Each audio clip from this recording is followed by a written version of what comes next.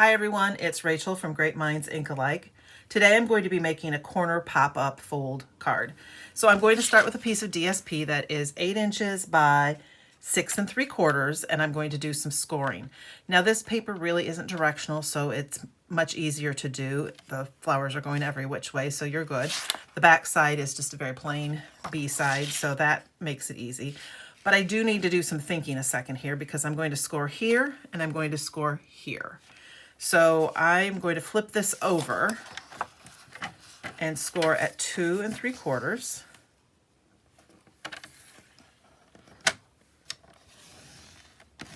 And then I'm going to rotate it and I'm going to score at 2 3/4 again. This is actually going to be the top of the card. So I'll show you here when I've got my scoring done.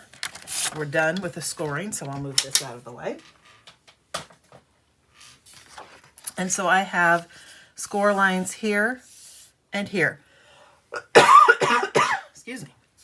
So this fold has this score line meeting this score line and this score line meeting this score line. So this is going to be the inside of my card, and I'm going to flip it over, and I think I can see my score lines better this way anyway.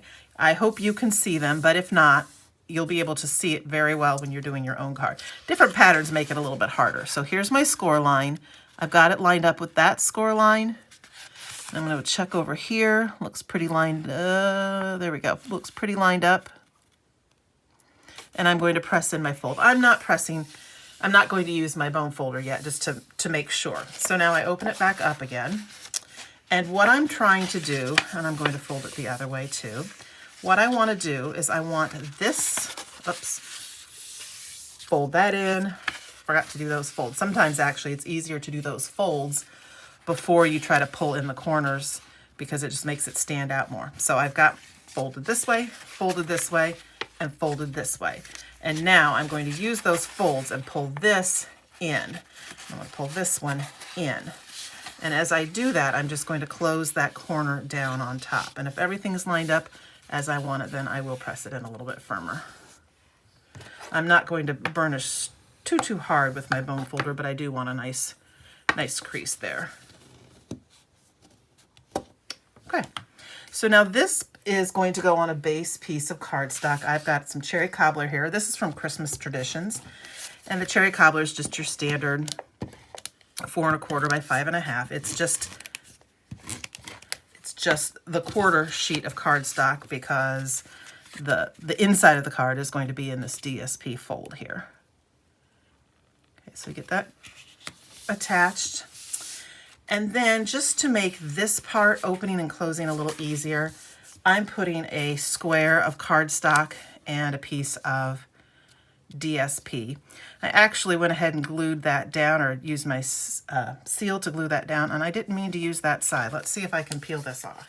All right, I'm doing a little switch here, but this is a good time to point out, if you're using a pattern DSP, you want to choose the piece that you're cutting. I had to move it around to get a poinsettia in the frame, but I really actually wanted to use that side. So when I cut the new one, this one, it doesn't matter what this side looks like because that's the side I want to show. I wanted something with some contrast to show. It wouldn't have hurt anything for me to go ahead and glue it down that way, but that was not my intention. So let me fix this and we'll get back to putting it up in the corner. You really could get away with not putting something up in the corner, but I find that it just gives it a little bit more heft and bulk and makes it easier to operate, so to speak. Okay, so now it folds in and out pretty easily, and then you decorate the front. So I went ahead and used the dies from Branching Out, and I used a cherry cobbler and a basic white, and then I am going to use this stamp from Christmas Greenery. That's actually the same paper that I'm using, and there is a die that will cut this image out. It is the same image you see here. So I stamped it and I die cut it. So I wasn't using DSP that time. So I've got a piece that looks like this. I've used cherry cobbler and Pretty in Pink and Granny Apple Green and Garden Green and Pool Party. So now I am a little embarrassed, but I am sure that you have done the same thing. I have a class this weekend. I've got all my dimensionals boxed up. This was literally the only thing I had in my drawer. And instead of opening a new package, I am just going to go with this last little corner piece, and that is how I'm going to stick my image down. You don't have to have a lot on this one because you're not sticking it down all the way around. You want it hanging off. Okay, so let's see. Yeah, I feel like this is the direction I want it to go. And so I've got these flaps flying free. And then I'm going to use from Wishing You Joy. Do you have this stamp? I love this. It's got Wishing You Joy in 3 different sizes, Sending You Cheer in 3 different sizes, May Your Christmas Be Bright, Noel, 3 different sizes. And I'll tell you, this is Merry Christmas Be Bright right here is getting used a lot in my crafting. And I am going to stamp that with Secret C since my DSP has Secret C and I didn't use any on this image. So I'm going to tie in a little Secret C. Oops, didn't ink it very well. Let's try again. Okay. And then I am going to use for my embellishments, I'm using the Strawberry Slush and Pretty in Pink gems. So I was planning to use this clear color because it's got little flecks of gold in it. This will be on the front of this. What do you think? I think I could also use the Pretty in Pink because of my poinsettia. So maybe that's what I'll use. Okay, let's see. Let's do one here.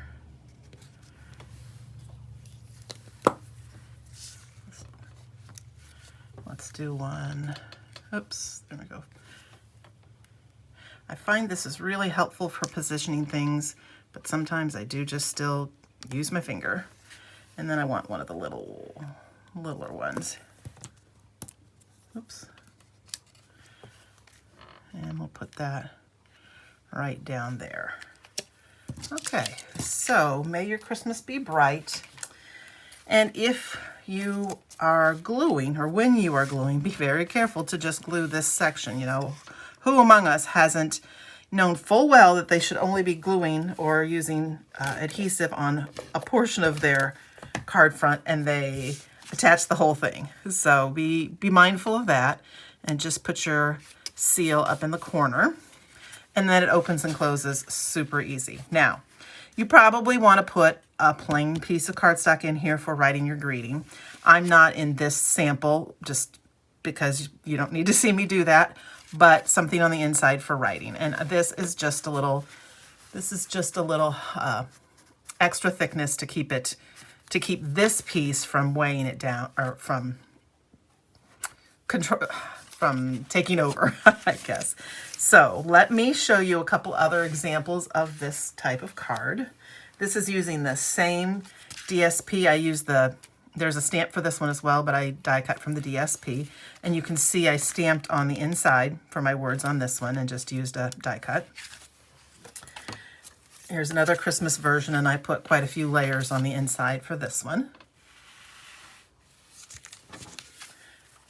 I've got a fall version. This one is a directional paper, so you need to really think about how you want that to lay, because if I'm wanting this to be my inside, I have to be sure I get my lines in the right place. And then you don't have to do seasonal. You can just do a Have a Lovely Day with a plain piece on the inside. And then I did 2 of this one. I did a pink version and a green version. And this one, I just matched the die cut on the inside and the outside so that they just line up and cover up each other. And then the same card in soft seafoam. So I hope you'll try one of these. They're lots of fun. And if you have any questions, please let me know. Thanks for watching, everybody.